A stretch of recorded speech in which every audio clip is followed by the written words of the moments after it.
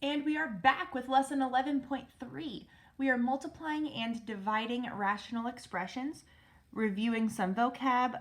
Rational has the word ratio in it, which means fractions. So we are going to have several fractions that we are either multiplying or dividing by each other. So everything we've already learned in 11.1 and 11.2 are going to come in handy. We are going to do some factoring. So if you need to review that, it's 11.1. And if you need to review how to cross out to simplify our rational expressions, that was in 11.2 in the second video. All right, let's take a focus on this very first example of simplifying. So we're going to simplify this expression, x minus 5 over 5 minus x. This is a rational expression because we have a polynomial over a polynomial. Okay. We want to take the time on this first guy to rewrite it in standard form. Take a look at the bottom. It says 5 minus x. We want that x to be in the first position. So this is the same thing as the top, x minus 5, over the bottom, negative x plus 5. Now thinking back to when we actually did problems where we just factored out, we really wanted the first term to be positive. So let's take a second and factor a negative 1 out of that denominator. So it's negative 1 times, okay, factor out the greatest common factor, which is negative 1. Negative 1x divided by negative 1 is x. 5 divided by negative 1 is negative 5. And the top, of course, is x minus 5. I'm going to put that in parentheses. Okay. With our simplification, we know that we can cross out one factor on the top and one factor on the bottom that perfectly match. They did not match to begin with, but now those sets of parentheses match each other. Okay. The numerator has completely gotten crossed out, so we put a 1 as a placeholder, and then the denominator has a negative 1. That's just a number over a number. 1 divided by negative 1 is negative 1, so that leaves A as our answer. Okay. This is a big deal in Algebra 2. You'll see a lot of problems where there's a factor on top, but then the factor on the bottom, just the signs are different, and that will always just reduce to negative 1. So you might be able to kind of shortcut that for yourself at some point. All right, let's look at the steps for multiplying rational expressions. When you multiply together the top and multiply together the bottom of each rational. We want to make sure, though, that we factor, because a big deal on this is going to be crossing out. So step 1 is a factor the top and bottom of each rational. Okay. You multiply together the top and bottom, you just leave it in factored form. Okay. You can create one fraction from this, or you can kind of just leave it as two separate fractions that are multiplied together. It kind of looks the same. So step 2 is not as big of a deal as step 1 and 3. Okay, step 3 is cross out what is in common. Okay, so 1 up for 1 down. Since this is a multiplying problem, it doesn't matter if they're in two separate problems or two separate fractions, or if they're in the same fraction. You just need 1 up for 1 down. Okay, so it can be from the top of one fraction over here and the bottom of the other fraction. If they match, they can cancel. All right, number 2. We have 3x plus 12 over x squared minus x minus 20 times x squared minus 2x minus 15 over x squared plus 10x plus 24. Okay, what I have done is I have already set out the 2 steps that I'm going to need. We know that we are going to be factoring the top and bottom of each rational, each fraction. So I went ahead and drew in both of the fraction bars and the multiplication symbol. I also have color coded. So the top left is going to be green, bottom left is pink, and so on. So you can color match with me. All right, we're going to factor each spot and we're going to leave it in the same position because it's a multiplying problem. Okay, this green one is a GCF problem. Okay, 3 is the greatest common factor between 3 and 12, so it's 3 times x plus 4. Okay, moving on to pink.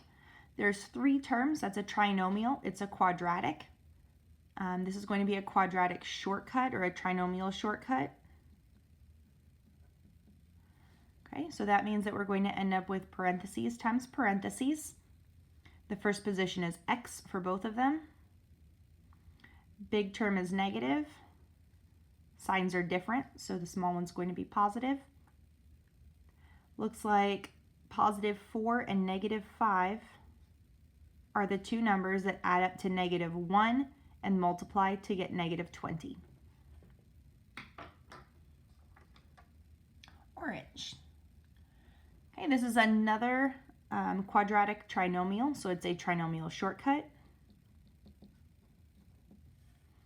Okay, so 2 sets of parentheses, x, x. The middle sign tells you that your big number is negative. Last sign tells you that your signs are different because it's negative. So small number is going to be positive. Positive 3 and negative 5 multiply to get negative 15 and add to get negative 2. Okay, now we've got x squared plus 10x plus 24. That's another trinomial shortcut. X, x. Our big term is positive. Our signs are the same because this one's positive. Okay, 4 and 6 add to get 10 and multiply to get 24. Okay, now we're just crossing out. So step 2, that multiply really just means that we bring both of these fractions together. So we can kind of pretend that they are one fraction, like this. Make them just one fraction. Everything is just multiplied together. Okay, so we can pick any top and cancel it with any matching bottom. So x plus 4 and x plus 4 match. Cross them out. What else? X minus 5 and x minus 5 match, so cross them out. And nothing else matches. So we just bring down whatever is left over. We have a 3 as a GCF on the outside, on top, x plus 3.